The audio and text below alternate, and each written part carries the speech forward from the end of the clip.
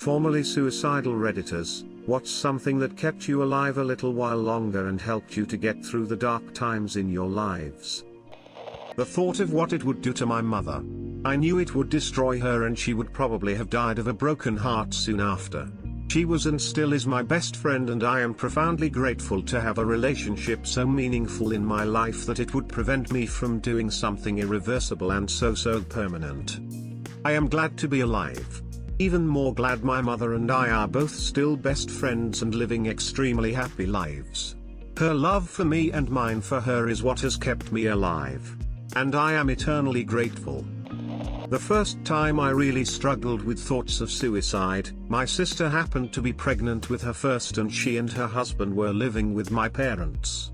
The morning I decided my life was over, I walked out of my bedroom at the same time as my sister, and her water had broken. She brought the most beautiful baby boy into the world, and for years that little guy was one of the only reasons I stayed on this earth.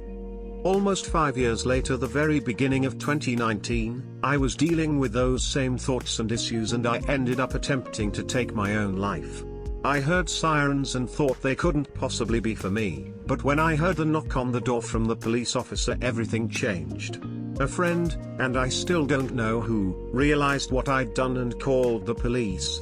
I saw the officers, EMT, firemen, nurses, and doctors all rushing to save me, and I finally realized that I am worth saving. I spent 3 days in the hospital. Everyone who walked into my room was there to help me, and it completely changed how I see myself. Once I got out, I dedicated as much time as possible to seeking professional help. Things aren't perfect. However, for the first time since I started dealing with depression and anxiety, it's been over 1.5 years since I've done anything to hurt myself, and that's a damn good feeling. TLDR, my newborn nephew, and people showing me I am someone worth fighting for. My iron liver. For me, the closest I ever came was in my early 20s. The thing that kept me from doing it? My dog. Every time I got close, I reminded myself I couldn't die, because he needed me. Thanks Sherlock, you're the best buddy a guy could have. Finding Siki saved my life. I've always felt like some alien, searching for a spiritual home to fill the void in me. I'm endlessly thankful. Spite. Attempted due to an abusive relationship 4 years ago. Survived and lived it out because I knew I'd be more successful than him and every single one of his friends. This was sophomore year of high school, and by junior year he was expelled and none of his friends went on to do anything. Turns out life is cool without spite, and now I have an amazing boyfriend and lots of friends who don't blame me for the abuse. Simply, only my PC. He was there when I needed him. I still am. I too hope to find the answer you guys been commenting, ASAP. How TF can you react if you're dead? My cats. Depression is a bitch, but so am I, and I'm too stubborn to let that bitch win. The fact that dying is hard, probably. I guess the first barrier I always think about is how it would devastate my parents. I don't think I'm fully suicidal, but there are days where the pressures of reality break through my senses, my mental barriers, and all I can think of is how much better it would be if I killed myself as an escape. The price is steep though. I often try to bounce back. But it can be so incredibly taxing to keep your head in a decent place. I'm not sure if anybody else has ended up in this same place, but I'm terrified of being physically hurt. And I know that sounds dumb, but it really gets in the way of killing yourself. So I always end up in this deep despair of wanting to commit suicide, but I couldn't do it even if I wanted to. To truly answer the question though, besides my parents, I have friends who are going through rough parts in their lives. I just want to try and make sure they don't feel this same unending despair that I fight back against on a daily basis. I want to be supportive for them, their ambitions, and I want to be emotionally available for them if they need me. So I guess it boils down to my parents, my friends, and also video games. This is pretty late and likely to get buried, but it's important to share experience on this type of stuff for anyone that may be going through something currently. At my lowest I didn't feel have a whole lot to stick around for, but I knew at least one person would be sad or hurt in some way from me following through with ending my life. That seemed like a real dick thing to do when I would just be taking the easy way out. It seemed cruel and unfair, so, as much as I wanted to end things, I couldn't rationalize doing that to the few people that I cared about. Another thing that helped me was to consider the idea that ending things was always an option, or a way out. Basically, why not put off doing it another day, since it's always an option if things get worse. I guess that was a way of giving myself some control over at least one thing in my life.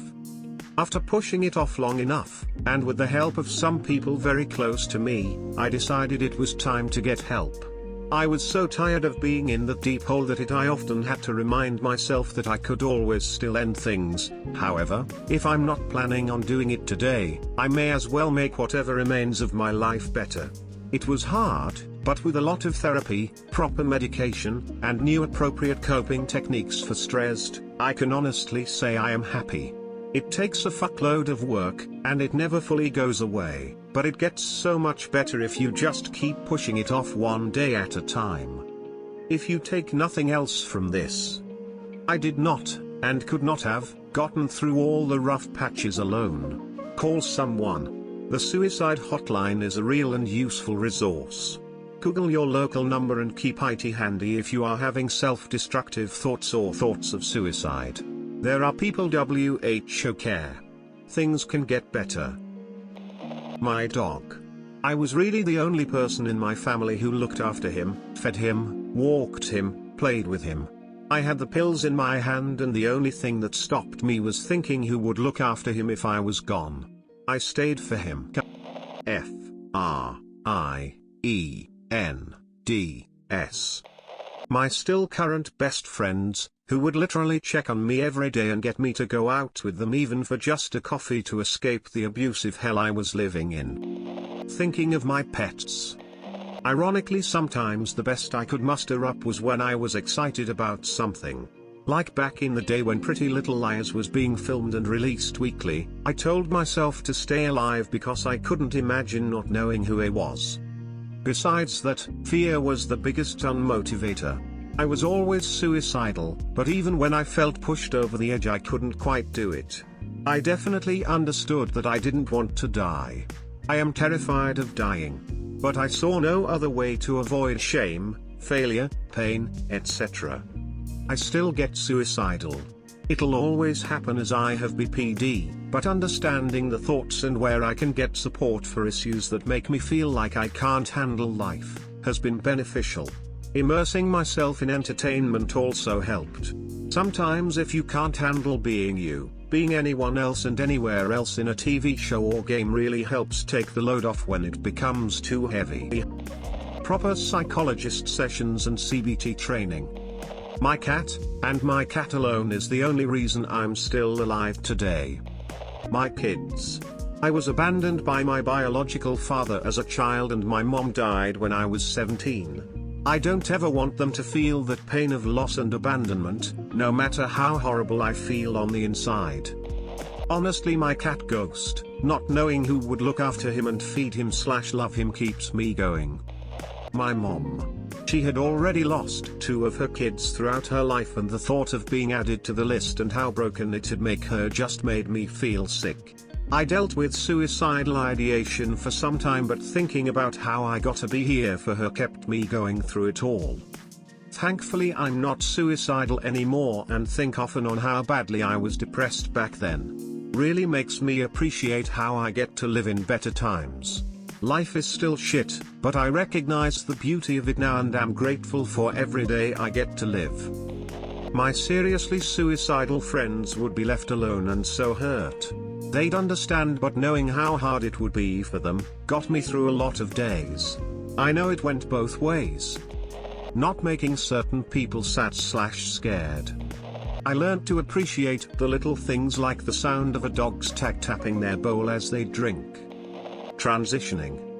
I would 100% be dead now if it weren't for being able to make my body align with my mind / brain / soul / whatever. I never think about killing myself anymore. I don't think my life is perfect by any means and I still have issue with my body, but I don't feel like I can even fathom the idea of ending my life. That's how much transitioning can help someone. A website called lostillhope.com and lostillhope.org. One takes you to a site that is blunt and describes suicide and methods in detail, and one takes you to a tribute site about a young man that took his life after going to the first website. It was a very personal wake-up to the reality of the impact that a person leaves to others. The first website is actually meant to help and also describes what to do if you are considering the option, but I think the two sites together were powerful and I looked for mental health options instead of thicker rope.